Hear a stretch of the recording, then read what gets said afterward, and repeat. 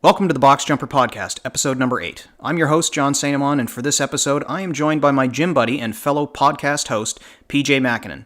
If that name sounds familiar, you just may have listened to his awesome podcast, which he co-hosts with his lovely wife, Alana. Their podcast, the Night and Day Podcast, is a weekly show where they talk about life, fitness, family, CrossFit, hockey, crazy things people do, and more. It's definitely worth checking out. PJ and Alana have been my gym mates going back to my first days in CrossFit. In fact, to the best of my recollection, Alana just may have been one of the people in my fundamentals class back when I started in 2015. I've been finishing behind her in the WOD ever since, as she is a 6 a.m. regular like I am, and she's just a wee bit faster than I am. PJ, on the other hand, is an afternoon or evening guy for the most part, so we don't necessarily cross paths in class as often as Alana and I do, but we've had a little bit of a competition going on between us for a while at the gym regardless. Everybody in CrossFit will be able to relate to this. There's always a couple of people that you work out with, whether regularly or only on occasion, that you measure your fitness against. And I will concede he is more fit than I am, consistently outperforming me on Metcons that have a little bit more of a bent towards aerobic capacity. He just has a better engine than I have. I think on balance, I might be a little bit stronger. Not sure if he would agree, but the only time I tend to catch him is when things get a little bit heavier. Not a lot heavier, just a little.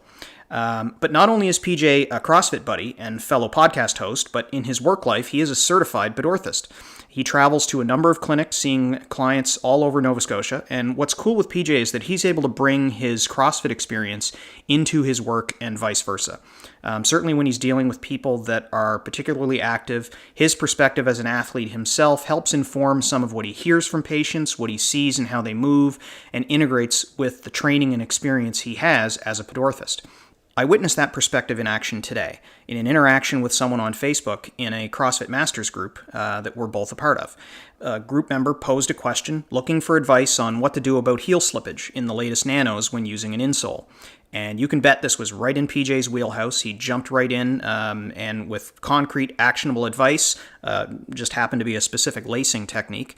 And that group member tried it right away and found that it worked. I've been wanting to talk to PJ for a while, and so when the opportunity arose to have a sit down and talk about his professional persona, I wasn't going to pass it up. So for this episode, let's zero in on your base. Let's talk feet and shoes, people. In 10 seconds, I'll chat with Pedorthist, podcaster, and my CrossFit frenemy, PJ Makinen, as we talk about building your fitness quite literally from the ground up.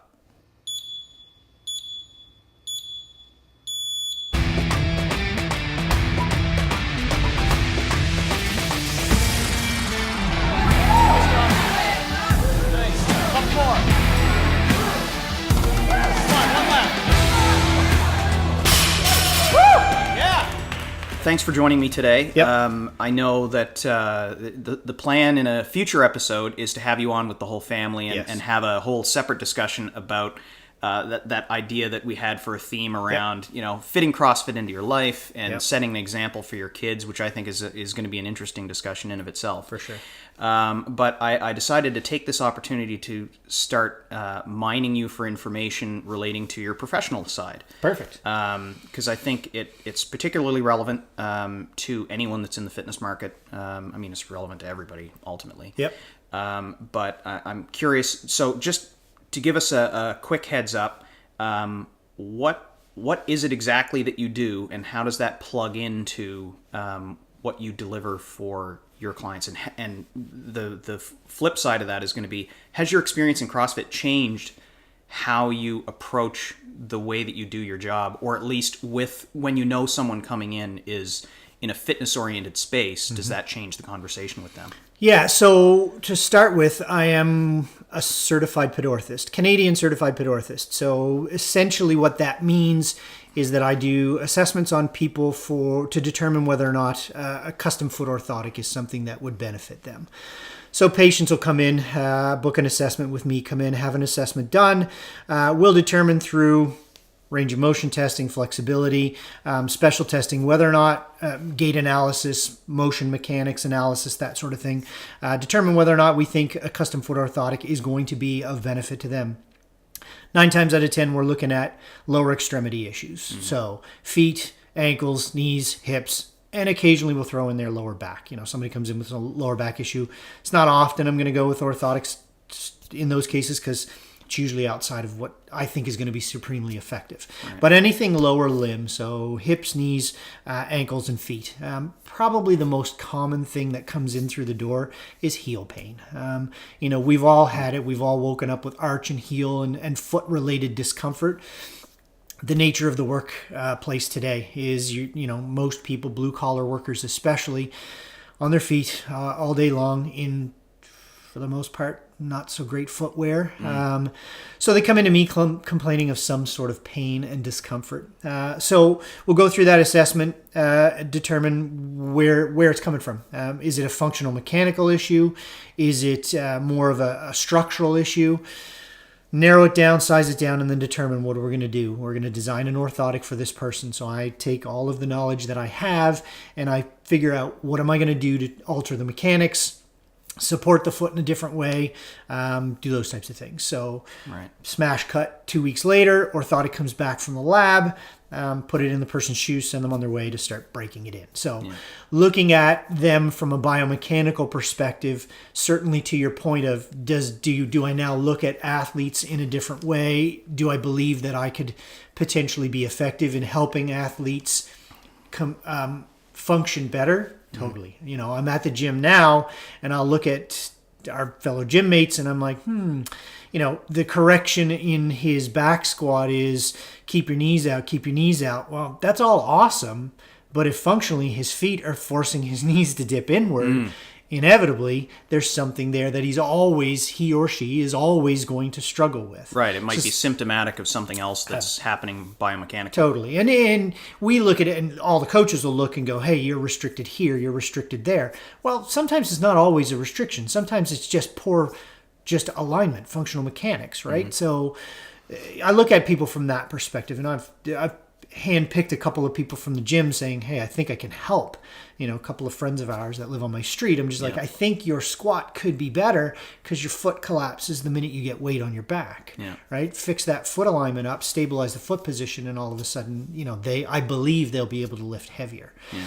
But it's the same as everything. People just, avoid coming and seeing me and talking to me and getting things taken care of. But we try to do our best we can. Yeah. But so there's, CrossFitters have in their gear bag an assortment of shoes. Yep. And so, you look at things like certainly sneakers are the commonality where every kind of armchair athlete is going to have those anyway, whether they're a runner or whatever sport they do. Yep. Chances are somebody's going to have sneakers. But then CrossFitters wind up with a Metcon style shoe that's got a relatively flat foot, little bit of flexibility to it, but really hardly any cushion. So it's a totally different kind of shoe for someone to get comfortable with. And then, they progress and they wind up getting a weightlifting shoe, which has the higher heel and very little flex to it at all. Again, no cushion. Yep. So, what kind of adjustments do you wind up having to make for that person? Do they wind up with a different orthotic in each of those shoes if they need an orthotic adjustment? Yeah, there's no question there's sport-specific orthotics. When you're dealing with somebody, I'll use an example, a soccer cleat, not very forgiving when it comes to space, right? They tend to be really tight-fitting. They tend to be really narrow, really shallow. Shallow is a real critical piece. The depth in footwear is really one of my biggest limiting factors in a lot of cases. So yes, sport-specific orthotics are a thing. Having said that, most days or most companies out there now make enough depth in most footwear when you remove the existing insole to create enough space to be able to design an orthotic. And I'll always take into consideration, okay, what are you wearing, right? When they come in for that initial assessment to see me, bring a couple of pairs of shoes with you is always the recommendation. I want to see what they're using because that helps me in my design process to go, okay, I can't design a big, thick, bulky insole because I know that they need to transfer it from this shoe to that shoe. And if it's ineffective or it's more of a frustration, well, then guess what? It gets left out of the shoe that they don't want to mess around with. However, I will say most people get one pair and stick it in a certain pair of shoes and leave it there. Right. They're not cheap. When you get into a custom product, it's never cheap. And so therefore, people can't afford to be buying 3, 4, 5 pairs of custom orthotics, right? You're looking at, $400 a pop with some discounts for secondary and tertiary pairs.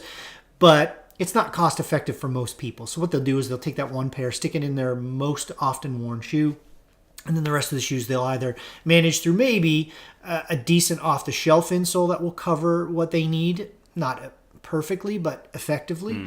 So when it comes to different types of shoes, there's no question that you could potentially design a specific insole for each individual shoe. There's no question. Is the customer's poor selection of a shoe a factor in what you're seeing? Always. I would say that, I've been doing orthotics. I've been a Pedorthist for 14 years. And for the first 7 years of my career, I spent an awful lot of time in each assessment. Every person that walked through the door would get their feet measured. It's a critical part of what I do. I need a sort of a general sense of what's your foot length and what's your foot width. After 7 years, I got really, really tired of arguing with people about their shoe size for 15 minutes in a 30-minute assessment. Right. It became a huge waste of my time. Everybody argued with me. A large portion of people argued with me over their shoe size. And I got tired of arguing with them. Did they think they were size. bigger or smaller than they really were? Always thought they were smaller. Really? Everybody always thought they were smaller. And even today, when I see patients, I break it down to something very basic that we all do. Anybody out there who has kids, you do it. Continue to do it for your entire life. And that is give yourself a thumb's width between your toes and the end of the shoe. We do it as parents because we're cheap. We don't want to be buying new shoes every 3 months because this kid grew out of them. People need to remember that their feet are constantly changing from birth to death. Our feet are changing and adapting to activity, lifestyle, all kinds of things. Your shoes that you choose, it changes the shape and size of your foot. But inevitably, your foot changes over time. The important thing is to always give yourself a little bit of space between your toes and the end of the shoe. And if you're not doing that, inevitably your shoe is too small. And even over the course of the day, right? Totally, I know that I got that lecture when I did running room clinics for a long time. And, being a distance runner, you know that you're in that shoe for, 2 to 4 hours for half marathon through to a full marathon.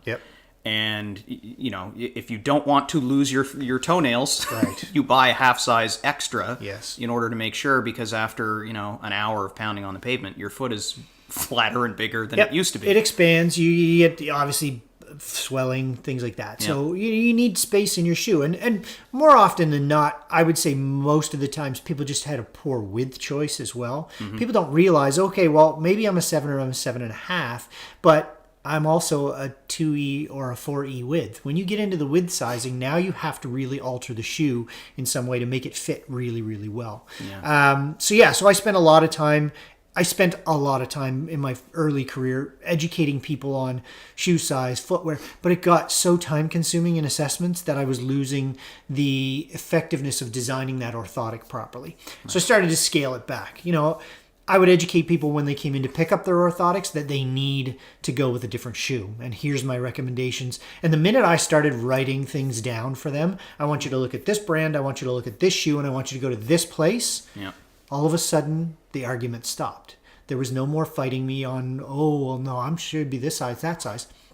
I now leave it to the shoe fitting professionals to make the decision on what size that person needs, not me. Right? Go fit this orthotic in the right shoe for you, and here are the 3 features that I want you to pay attention to. This, this, and this. And they go, all right, cool, I will. And so I figured out a way to get around the argument.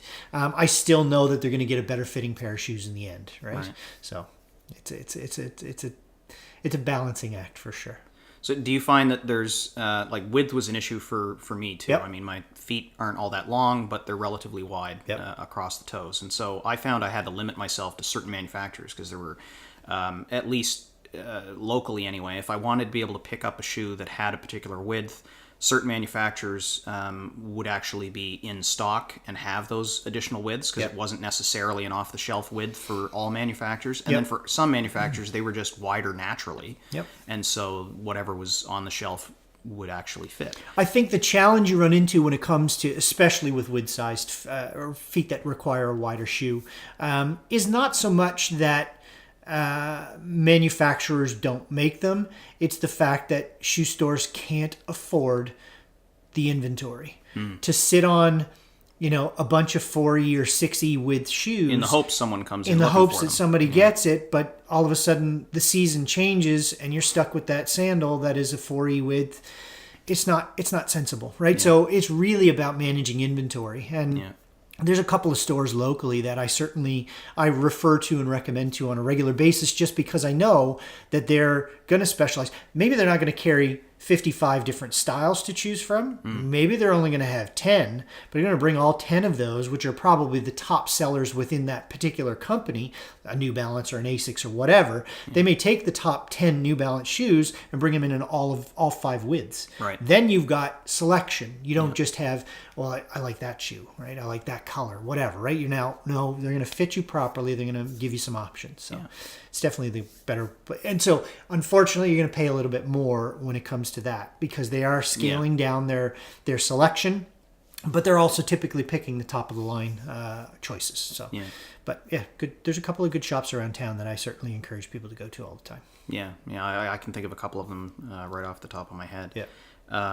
The online component of things when people are shopping has got to make the dynamic a little bit tougher too, because you don't necessarily get to try it on before you're at least somewhat committed. I mean, most places have a pretty decent return policy, even if you're buying online. So you're not, stuck with a shoe that doesn't fit necessarily. But it does make the selection process a little bit tougher because you don't get to try it on ahead of time. And I usually tell people go to a decent store, and the stores that I refer to, I apologize if I send anybody and they disappear like after 20 minutes of trying on shoes and don't buy something from you, because I can appreciate the fact that sometimes people just don't have the indisposable or the disposable cash to be able to go and purchase that type of a shoe. But I'll always encourage them, go try it on. You need to understand that fit. And that fit is the critical piece. Go try on the expensive New Balance in the proper width, and then go find it in another shoe that's a little bit cheaper, maybe, you just can't afford to shop at those places, so go find it at Walmart. I don't care, right? I've always said to my patients, especially when it comes to if they're going to try to find a shoe to put their orthotic in, the orthotic is the critical piece. It's addressing the mechanical dysfunction. Right. We just need to house it in a shoe that's going to hold it, right? I'm not picky on it has to be this brand or that brand. I'm understanding of the fact that they just dropped $400 on a pair of custom-made insoles, and spending $200 on a pair of shoes is maybe not in the cards. But I also, because of the background and the knowledge that I have in footwear, because it did work for a company that sold shoes for 10 years, I will often go, like, I can judge a person's budget, and I'll get into the conversation with them, and I'll go, okay, listen, I'm going to come up with a cheaper alternative for you. It's not the cat's meow. It's not the top choice, but here, I'm going to make a choice that I know is still going to give you the best you can afford to get, right? So I sometimes will make those choices for people, just to help make it more feasible. Now, I know a lot of the manufacturers themselves have, they've got, different lines within their products that are meant to compensate for either pronation or something along those lines. So how do you make sure that the customer doesn't wind up getting something that corrects in the wrong direction relative to the orthotic that they've been prescribed? For sure. So all the manufacturers out there today, when it comes to, we'll talk specifically running shoes, it's easier to discuss, but there's a pronation control shoe, pronation being that the arch collapses, foot tips inward aggressively. If a person is coming to me to get an orthotic, they're going to get the recommendation to scale back that amount of stability in the shoe. Step away from the stability shoe, no bells and whistles. All I want you to do is a nice shock-absorbing cushion shoe with your now functionally controlling orthotic. Right. However, there's those people where I'm like, you're kind of on the cusp. You don't really need this amount of correction through a $400 insole.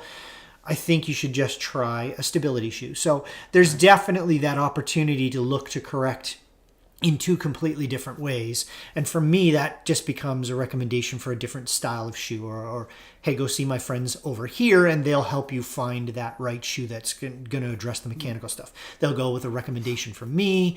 Here's what we're trying to do. Take that to the store and they'll help you find the right thing. But more often than not, if we're looking at an orthotic case, that person is going to go and just get a standard neutral cushion running shoe, no extra bells and whistles. That's what we want to try to avoid. So, when you see, issues that come from the foot, where do you see that commonly translating to as you travel up the body? I would say the most common manifestation is going to be, obviously I see feet. People are complaining of their feet most often, but the next most common one is probably knees. Medial or lateral knee pain. We have been, us as a group, not so much, because we've sort of found fitness later in life, and certainly, or at least at a more beneficial, aggressive level. Yep. But more often than not, sedentary people, non-active lifestyles, osteoarthritis runs rampant in these people. So they're coming in with medial knee pain, lateral knee pain, due to wear and tear, bone-on-bone rubbing, just because they're maybe overweight, inactive, maybe when they try to get active. Or on the flip side of that, super active at a young age and destroyed their joints, and so now they need some sort of relief. So kind of see two ends of the spectrum. Yeah. But the knee would probably be the most common next joint that we try to address through the use of an orthotic. The further away from the feet, I always say the less effective I can be with an orthotic. Obviously it would make sense that custom orthotic is touching your foot. The foot is the most commonly, easily accessible place to fix. Next up is the knee or ankle, then knee, then hip, then lower back. So as I say, I can treat mostly all of those joints with some form of effectiveness, but the further up you go, the harder it becomes to really have a positive effect through the foot. And are those the points that you use to hand off to other healthcare professionals, whether it's physiotherapists or massage or something along those lines? 100%. I'm not a be all end all. I can fix everything kind of guy, and not that I think physios are, chiropractors are. Listen, my most common referrals come from my in-house clinic staff. Right? They're seeing patients. They're seeing a whole lot more patients than I am. Physio, chiropractic. Those guys are swamped. Massage therapists. They're swamped with busyness, patients after patients after patients. I rely on them to pick out those people that go, hey, I think this guy might be able to help you. I'm doing a great job at addressing your hip weakness, but you also have some poor functional mechanics that are causing more difficulties with your hips. Let's go get it addressed. Yeah. But I'm quick to hand off when I know it's outside of what I think I can have a real good positive effect on. So yeah. Happens regularly.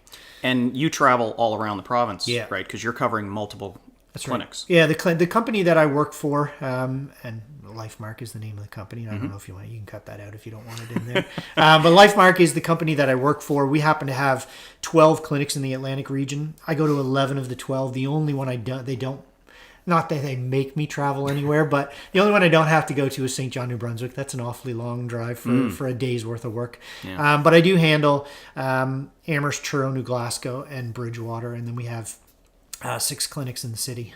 So I'm in a different clinic every day. It's a great setup for me. It works well, so I do a lot of traveling. But, and interestingly enough, a different dynamic everywhere I go. Well, that's what I was going to ask. I mean, do you see different trends in different populations around the province? Totally. Yeah, you see a lot more... I would describe it as blue-collar workers, factory folks, people more in the rural areas. So your Bridgewater, your Truro, your New Glasgow, your Amherst. You see those people that are, blue-collar workers working, back shifts. A lot of when you get into the city, you certainly get more active people, I find. And not to say that there aren't active people in the rural areas, but I see more sports-related or activity-related injuries in the city. Definitely I see a lot more youth in the city, because again, I think because more opportunity for kids to be involved in sports and things like that. So, and maybe just more education in promoting these types of services in city centers. I tend to see more youth in the city than I do in the outskirts. So different demographic everywhere I go. How much does early intervention wind up playing a part? I mean, like the aches and pains and so forth kind of manifest themselves as you get a little bit older. So how does a kid, in high school or university even think about orthotics as potentially being something that they would look at to protect themselves from injury and perform better? Like, how do you wrap your head around how to attract those people to come in and get things looked at that early? It's mom and dad, number one, because at the end of the day, those kids aren't making any of the purchasing decisions. They don't even know. Yeah, that's true. They're complaining to mom and dad. So if mom and dad are well educated, then obviously we have a shot. But our first line of defense, truthfully, is physicians. Same as what CrossFit is going through right now. How are we going to get people to stop being, diabetics and on medications and this, that, and the other thing? We'll start with the physicians and train the physicians to understand that there is an alternative to firing medicine down their throat, right? Yeah. There is an alternative. Go find somebody who can fix a mechanical dysfunction, and maybe you'll have some benefit. So certainly physicians we rely on quite heavily to educate their patients to say, hey, maybe consider this.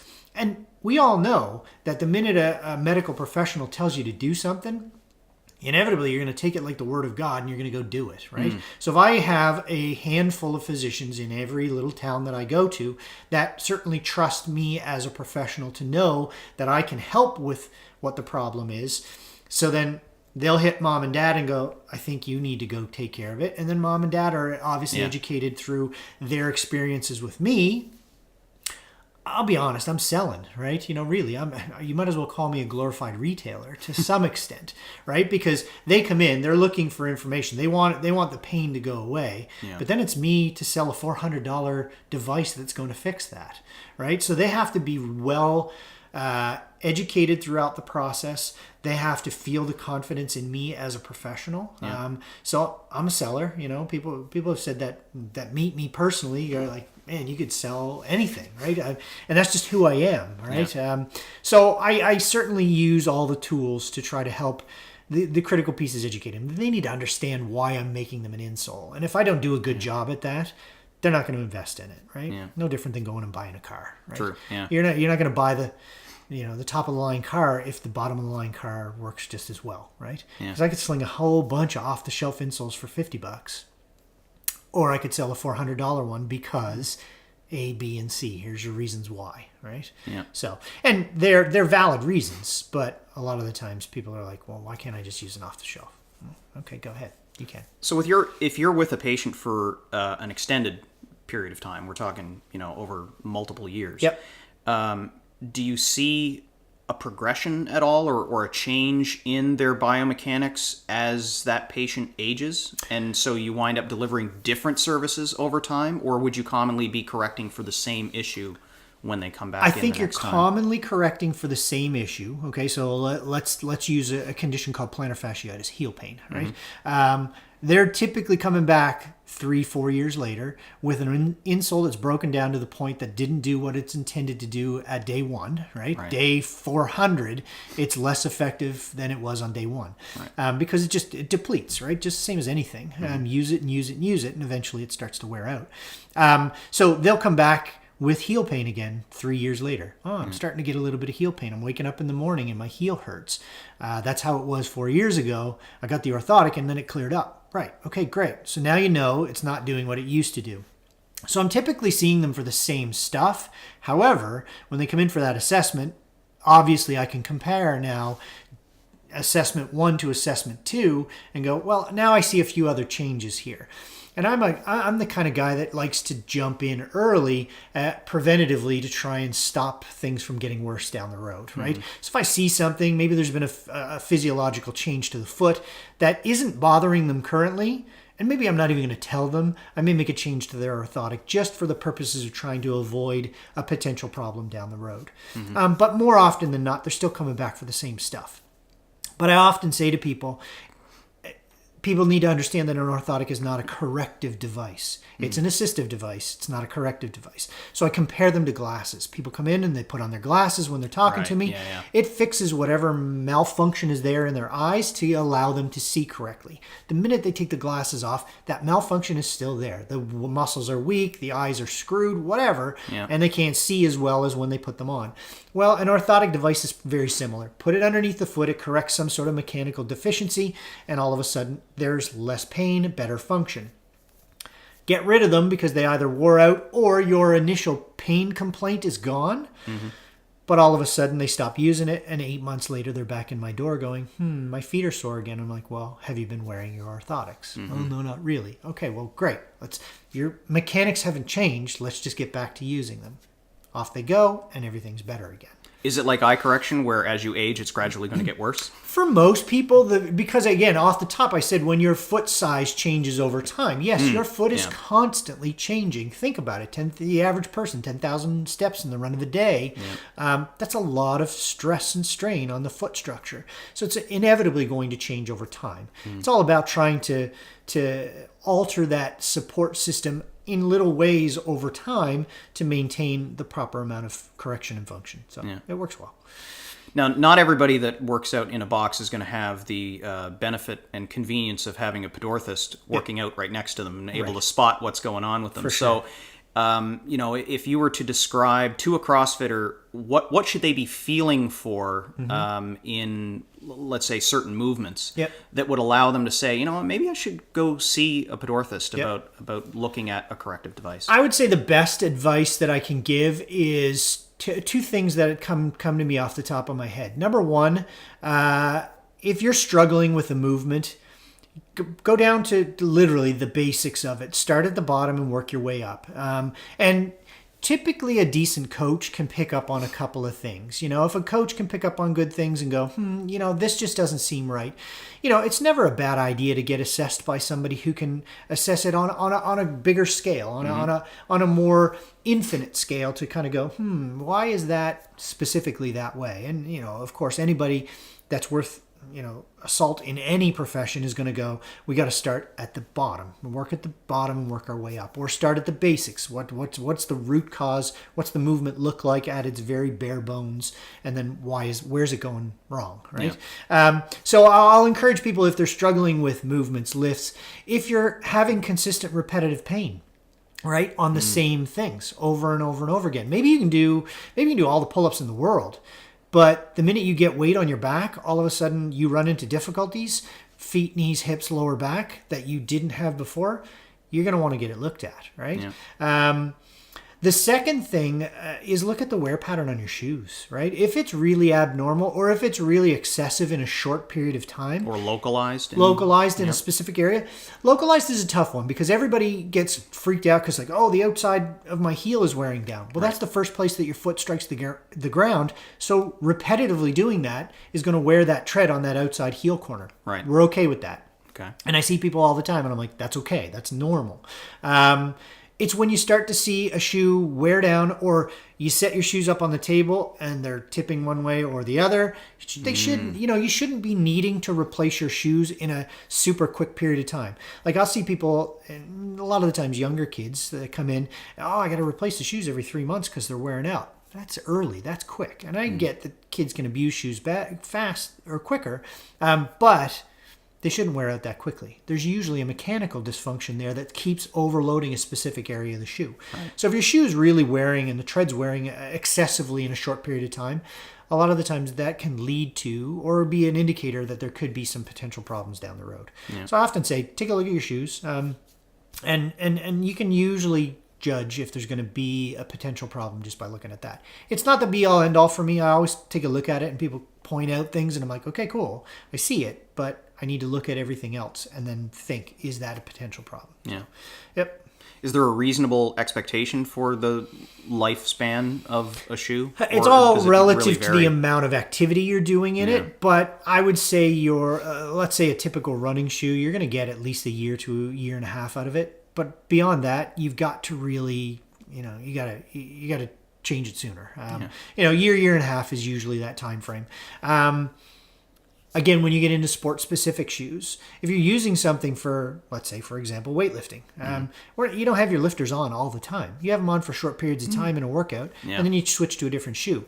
So inevitably, that shoe is going to last you longer than the shoe that you're wearing all the time. Your Metcons are probably going to wear out significantly faster than your lifters do, just for the amount of time that you use them and the type of activity that you're going to do in them. Yeah, my nanos are beat to hell, and my lifters look brand new even 6 months later. Exactly. So, you got to be cognizant of that. You just got to pay attention to those things and take advantage. The other thing that I will encourage people to do, and some people, maybe in the CrossFit world we can afford it because, of course, we have some disposable income that we can use for CrossFit. We might have a little bit extra. Multiple pairs of shoes is a good idea, right? You guys see me. I come in multiple pairs of shoes all the time. I have different shoes but the more you use a shoe, one pair specifically, the faster it's going to wear down. You have multiple pairs of shoes to do the same activity, they're going to last you a whole lot longer. Yeah. So I encourage a lot of people, especially runners. Runners, man, they're famous for wearing their running shoes all day as a nurse at the hospital and then going for a run in the evening. There's nothing left in that shoe by the time they get out and run their 5K, 10K, whatever. Yeah, and they wonder why they have shin splints. Right. They come shin splints. They're complaining of knee, hip, lower back pain. And I'm like, well, are your running shoes specific? Oh, no, I wear them at work all day. Oh, okay, that's not a good idea, right? Yeah. And maybe that doesn't dawn on people, I guess, but... And the wear pattern is going to be different between those two activities, potentially, because their gait could be completely different. Your running gait versus is running. Totally. You're going to wear the shoe in a different place and pattern, running versus walking, for sure. No question. I know, at least with the members at Osprey, I mean, I've been asked, what shoe should I get for CrossFit once I've decided to stick around, kind of thing. Yep. And at least the way that I've been approaching it is, to say get a Metcon shoe first, prioritize that, because A, you're going to wear it more often in the workout. And B, there's not as much cushion in it as there is in a sneaker, so you're not going to want to go running long distance in it. Right. But it's not terrible for weightlifting. It's just not ideally suited for it. So, if you have to make a choice between a lifter and a Metcon, I tell people to get the Metcon first. Totally. And then if they decide to stick around even longer, then they'll progress to getting themselves a weightlifting shoe. Well, and one of the things to consider, and I've talked to a couple of people about it, sometimes you don't need to invest in the lifter. What you can invest in is a $5 lift to put inside your shoes, which automatically turns your Metcon into a lifter. So really all you're doing is elevating the heel a little bit to improve ankle mobility in the lifts, right? That's the point of a lifter. Yep. I have little lifts that I can stick inside of people's shoes that do the exact same form of elevation. Yeah.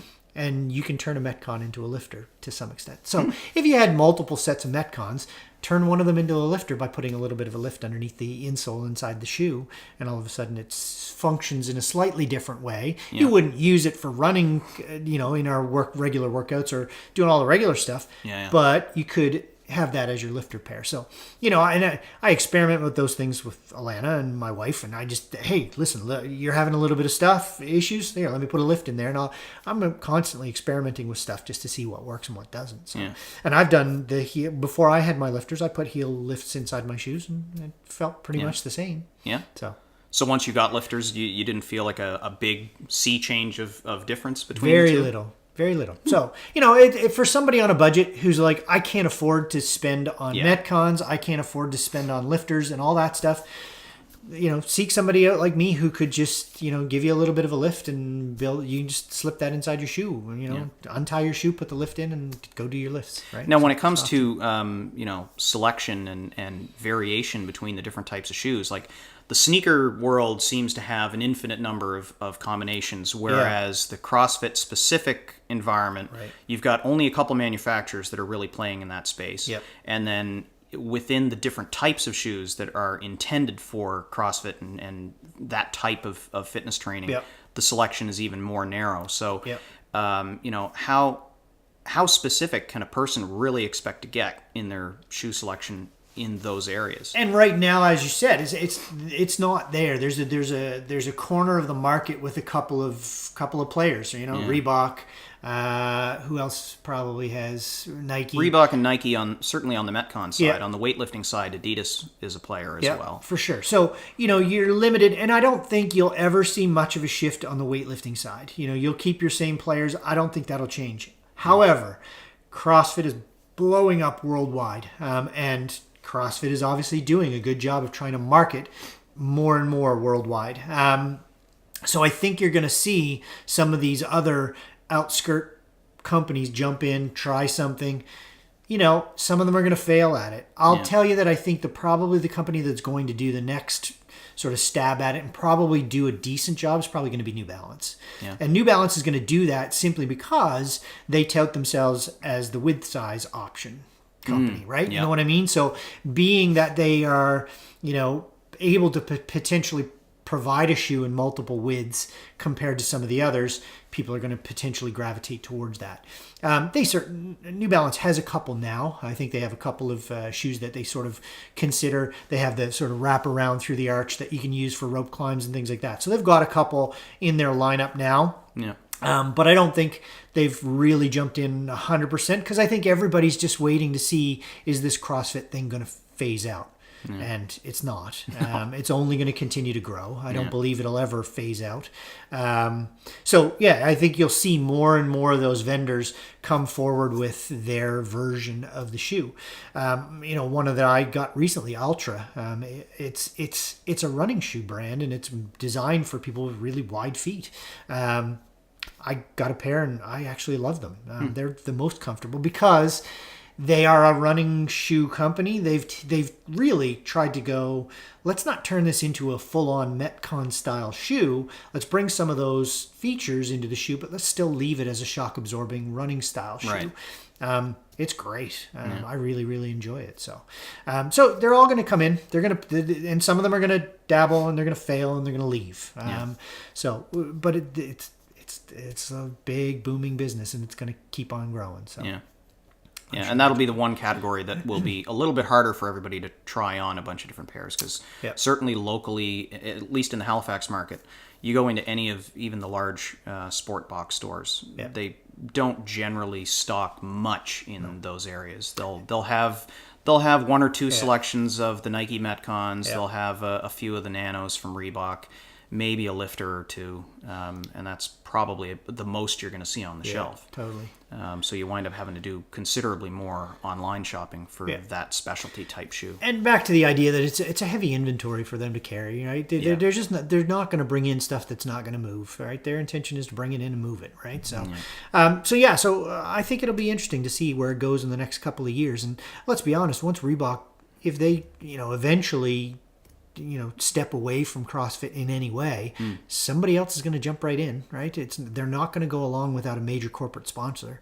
Maybe Reebok will stay there forever. There was hints of it potentially earlier in the year that there was some, dust up between them legally. So maybe eventually I think they're in for till at least after 2020 or something like that was what I read, or maybe I think I read they quietly got that figured out. So it sounds like it's so they're good for another few years, but hey, just like every partnership, it has to be renegotiated at some point, and everybody wants more. So at some point, Reebok could step away from CrossFit, and Nike will probably be the first one to jump in.